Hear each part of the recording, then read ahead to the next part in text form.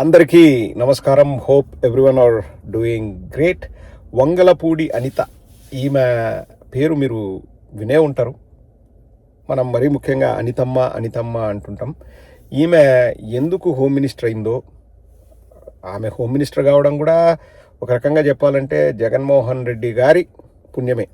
ఎందుకంటే జగన్మోహన్ రెడ్డి గారు దళిత మహిళకి first ever time home ministry పదవి ఇచ్చారు. రాజశేఖర రెడ్డి గారు మహిళలకు హోమ్ మినిస్ట్రీ ఇస్తే జగన్మోహన్ రెడ్డి గారు ఒక అడుగు ముందుకేసి దళిత మహిళకు హోమ్ మినిస్ట్రీ పదవి ఇచ్చారు. సో అదే సంప్రదాయాన్ని తెలుగుదేశం వాళ్ళు కొనసాగిస్తూ వంగలపూడి అనితకి హోమ్ మినిస్టర్ పదవి ఇచ్చారు. లేకపోతే ఆమె హోమ్ మినిస్టర్ అయ్యేదే అంటే 100కు 1000% అయ్యేది కాదు.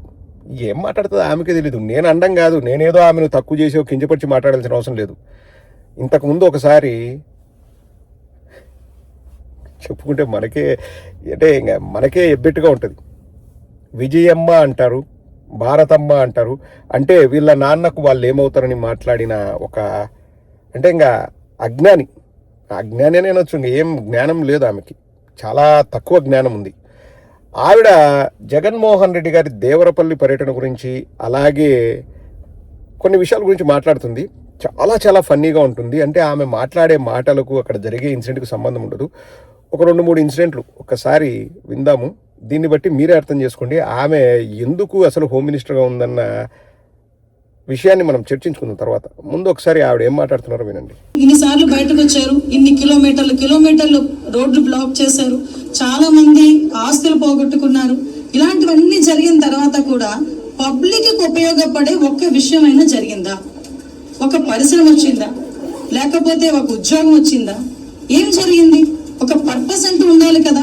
జగన్మోహన్ రెడ్డి గారు దేవరాపల్లికి వెళ్ళింది పొగాకు రైతులకు గిట్టుబాటు ధర కల్పించమని ప్రభుత్వాన్ని అడగడానికి. ఏవో ఆస్తి నష్టం అంటే దాని గురించి కొద్దిసేపట్లో మాట్లాడతాను. కానీ ఒక పరిశ్రమ వచ్చిందా, ఒక ఉద్యోగం వచ్చిందా అని అడుగుతుంది. ఈమె ఎలా హోమ్ మినిస్టర్ అయిందో మీరే చెప్పండి. ఒకసారి ఏ ఆస్తులు ధ్వంసమయ్యాయో, ఏ షాప్స్ ధ్వంసమయ్యాయో నువ్వే చెప్పమ్మా. దానికి సమాధానం మేము చెప్తాం కదా. వంగలపూడి అనితమ్మ చెప్పు. రోజు కూలి అంటే రోజు ఆ ఇడ్లీ పాత్ర లేకపోతే ఆ టిఫిన్ కూడా నడుపుతేనే కానీ పూట గడవని ఒక లేడీకి సంబంధించిన షాప్ ని ఏ రకంగా ధ్వంసం చేశారో ఆవిడే బయటకు వచ్చి మాట్లాడే పరిస్థితి కనిపిస్తుంది. అక్కడ మాకు అన్యాయం ఏం జరగలేదండి, మాకే నష్టం జరగలేదు. కనీసం ఆవిడ గురించి ఎవరు కూడా ప్రస్తావించరు, మాట్లాడరు. మేము జగన్ గారిని చూడలేదని నేను బాధపడ్డాం. ఇవాళ చూసామని మా కుటుంబం అంతా మేము ఆనందపడుతున్నాం. విచక్షణ రహితంగా దాడి చేయటం ఒక ఎత్తు. చూడండి, దేవతామూర్తుల ఫోటోలు కూడా కాలికేసుకుంటే అక్కడ దేవుడి ఫోటోలు కింద పడిపోయి వాళ్ళు చూసుకోలేదు, మేము చూసుకోలేదు. తర్వాత చూసుకున్నాం మేము, కానీ కావాలని పాడేశారని అంటున్నారు. ఆమె చేత కూడా చెప్పించుకోవాలి. నన్ను వంగలపూడి అనిత గారిని అడుగుతున్నా. ఆ షాప్ యజమానురాలు చేత కూడా నువ్వు మాటలు పడాలనా? మనం చక్కగా ఉంటే, మన మాటలు చక్కగా ఉంటే ఎవరైనా మనల్ని ఎందుకు నిందిస్తారు? చేయాల్సిన పనులు చేయదు, ఏవైనా నెరవేర్చాల్సిన కార్యక్రమాలు అసలు అవి పెద్దవి కాదన్నట్లు బిహేవ్ చేస్తారు. ఏందో లేని దాన్ని నెత్తికెత్తుకొని. ఇప్పుడు మీరు ఒక్కటి గమనించండి.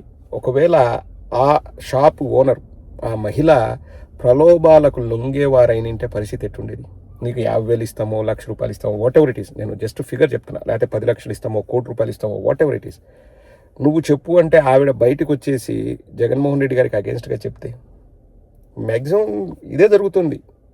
అంటే ఆవిడ ఉత్తమురాలు కాబట్టి, ఆవిడ లొంగలేదు కాబట్టి, జగన్మోహన్ రెడ్డి గారంటే అభిమానించే వ్యక్తి కాబట్టి బయటకు వచ్చేసి వాస్తవాలు మాట్లాడింది. అదే వాళ్ళలాగా ఏదో ఈ పిఆర్ టీంలు వాళ్ళని వీళ్ళని రన్ చేసే వాళ్ళైతే ఇంకా నెక్స్ట్ 3 ఛానళ్ళు కోటికి పోతాయి.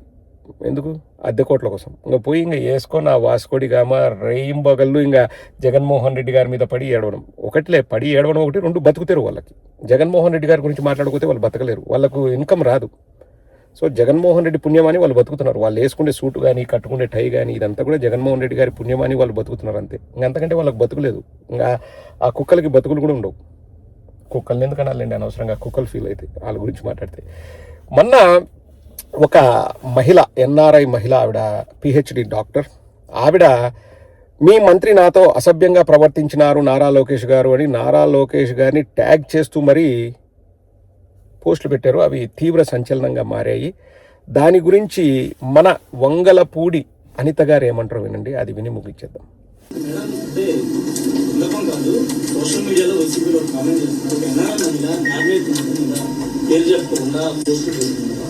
దృష్టికే సంతోషం, మీరు కూడా చెప్పారు పేరు చెప్పకుండా అని, అదే పరిశీలిస్తున్నామమ్మా.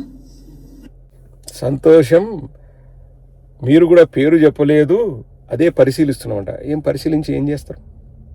ఒక మహిళ బయటికి వచ్చేసి నాకు ఇబ్బంది జరిగింది, వేరే మంత్రి అసభ్యంగా ప్రవర్తించినాడు, నా దగ్గర ఆధారాలు ఉన్నాయి అంటే వాళ్ళ మీద తక్షణం ఒక కమిటీ వేసో ఇన్వెస్టిగేషన్ చేసి ఆ మంత్రి తప్పు చేసింటే ఆమె దగ్గర ఆధారాలు ఉన్నాయని కూడా సోషల్ మీడియాలో పెట్టింది, అతన్ని మంత్రి పదవి నుంచి బర్తరఫ్ చేయాలి, అవునా కాదండి?